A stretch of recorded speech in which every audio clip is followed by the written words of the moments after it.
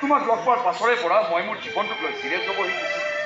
তুমি কোৱাৰ কাৰণে মই মোৰ ছফ্টৱেৰ নলেজখিনি ব্যৱহাৰ কৰি জীৱিকা উপাৰ্জনৰ বাট ল'ব পাৰিছোঁ। বহুত টকা নাপাব পাৰোঁ, কিন্তু যিখিনি টকা পাওঁ সেইখিনিৰে আমি সুন্দৰকৈ চলিব পাৰিম।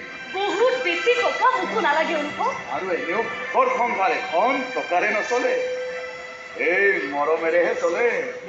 টকা শেষ হৈ যাব পাৰে, কিন্তু আমি আমাৰ মৰমখিনি কেতিয়াও শেষ হ'বলৈ নিদিওঁ।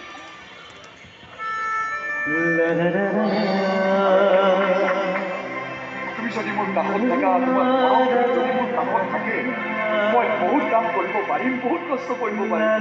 আৰু কষ্ট কৰিলে, কাম কৰিলে টকাও আহিব। মুঠতে তুমি মোৰ কাষত। টকা পইচা প্ৰপাৰ্টি সেইবোৰ একোৱেই নালাগে, মোক কেৱল তোমাক লাগে।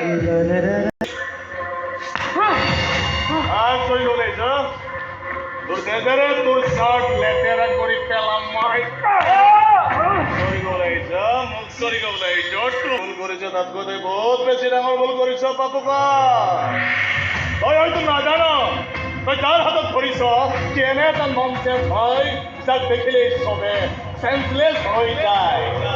আর অভিজ্ঞতা হয় তই কি মোক এনে অভিজ্ঞতা দিব বিচাৰিছ নেকি? প্ৰশ্ন হৈ উঠে। মোৰ অভিজ্ঞতাৰ এটা দাম আছে। মোৰ দাম নাই। মই কাম চাইহে দাম দিওঁ।